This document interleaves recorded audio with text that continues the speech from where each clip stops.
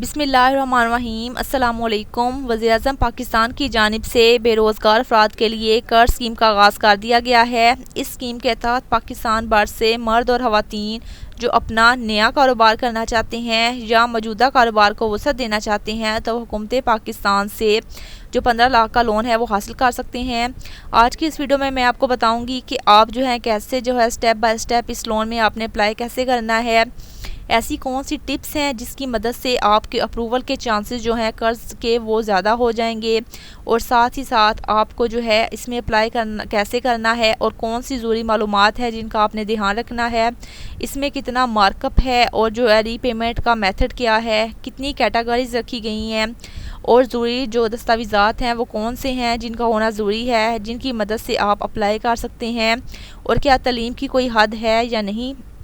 इन सब की डिटेल आज की इस छोटी सी वीडियो में आपके साथ शेयर करूंगी, इसलिए वीडियो को पूरा देखें। वीडियो शुरू करने से पहले हमेशा की तरह आपसे एक छोटी सी गुजारिश है कि अगर आप हमारे चैनल पर नए हैं तो हमारे चैनल को सब्सक्राइब कर लें और बेल आइकन को लाजमी प्रेस करें ताकि हमारे चैनल पर आने वाली डेली नोटिफिकेशन की अपडेट आपको मिलती रहे। उम्मीद करती हूँ आप लोग खुश होंगे और खुश खुर्रम अपनी ज़िंदगी गुजार रहे होंगे। तो सबसे पहले आपको बताती चलूँ, ये जो कर्ज़ है आसान महाना एक साथ में आपने 8 साल में वापस करना होगा और पहले 6 महीने में आपने कोई किस्त नहीं देनी। अप्लाई करने के लिए कोई फ़िज़िकल जो है कागज़ी फॉर्म जमा करने की ज़रूरत नहीं है, ये ऑनलाइन प्रोसीजर है। बैरून मुल्क यानी जो पाकिस्तानी है नॉन रेजिडेंस पाकिस्तान इस स्कीम के लिए अप्लाई नहीं कर सकते। सरकारी मुलाजमीन भी इस स्कीम से फ़ायदा नहीं उठा सकते। जो तलीमी काबिलियत की कोई पाबंदी नहीं है, सिर्फ प्राइमरी या मिडिल पास अफराद भी इसमें अप्लाई कर सकते हैं। कर्ज़ की 3 कैटेगरी रखी गई हैं। जो दर्जा अव्वल है इसमें आपको 5 लाख रुपए तक का जो है वो कर्ज़ मिलेगा, इसमें 0% सूद पर आपको दिया जाएगा। जो दूसरी कैटेगरी है इसमें आपको 5 लाख से 15 लाख तक का कर्ज़ दिया जाएगा, ये 5% सालाना सूद पर है। और जो तीसरा है दर्जा 100 में है वो 15 लाख से 75 लाख तक का कर्ज़ है। ये जो वीडियो है इसमें मैं आपको 5 लाख से 15 लाख तक का जो लोन है आप लोग कैसे ले सकते हैं इसके बारे में बताने जा रही हूँ। अप्लाई करने के लिए जो आपने वेबसाइट पर जाना है वहाँ पे आपको अब जो वेबसाइट का लिंक है वो मैं आपको बता दूँगी, डिस्क्रिप्शन में उसका लिंक मौजूद होगा। तो loan for apply for loan आपने कर्ज़ के लिए दरख्वास्त देनी है, फिर ट्रैक एप्लीकेशन स्टेटस और कैलकुलेटर का हिसाब लगाना है। अप्लाई करने से पहले कैलकुलेटर वाले सेक्शन में आपने जाके चेक कर लेना है कि आप जितना कर्ज़ लेना चाहते हैं उसकी माहाना किस्त कितनी बनेगी।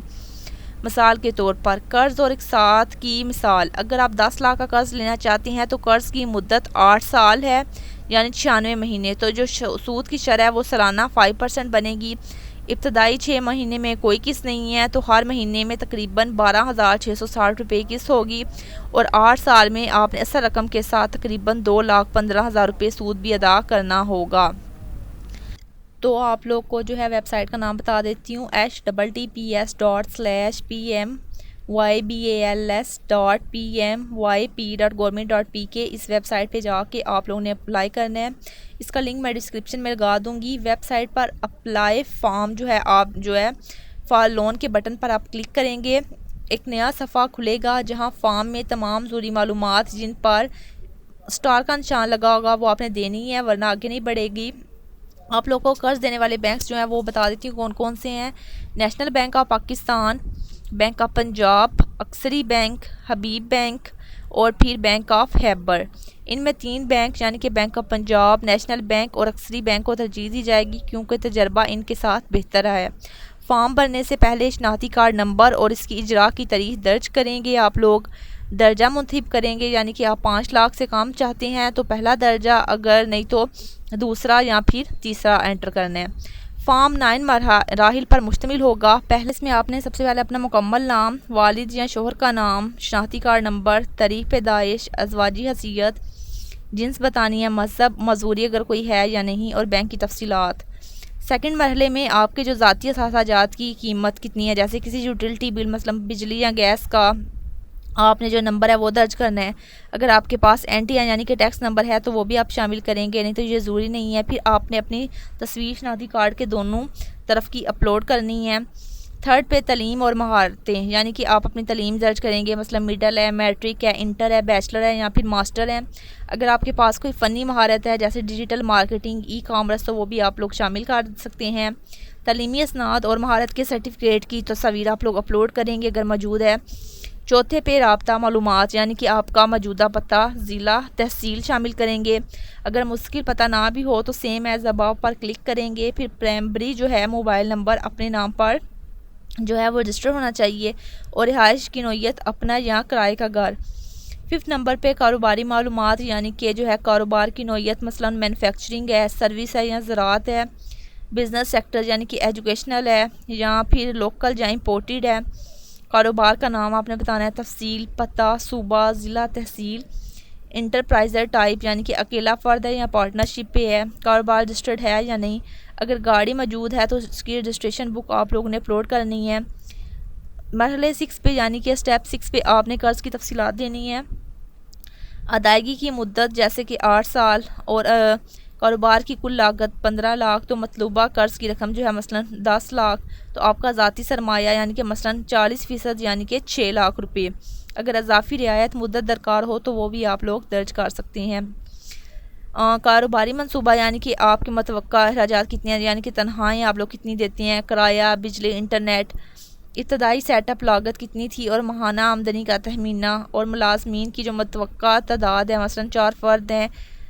आगे तजर्बे की मुद्दत और सर्टिफिकेट अगर मौजूद हो तो वो अपलोड करने हैं। 8 पे आपने मालियाती तारीख, यानी कि वालदैन या शरीकी हयात अगर किसी कर्ज़ के नाहिंदा डिफ़ॉल्टर तो नहीं है तो नो करेंगे। अगर नो मोथिब किया तो नीचे वाली तफसीलात देना ज़रूरी नहीं है।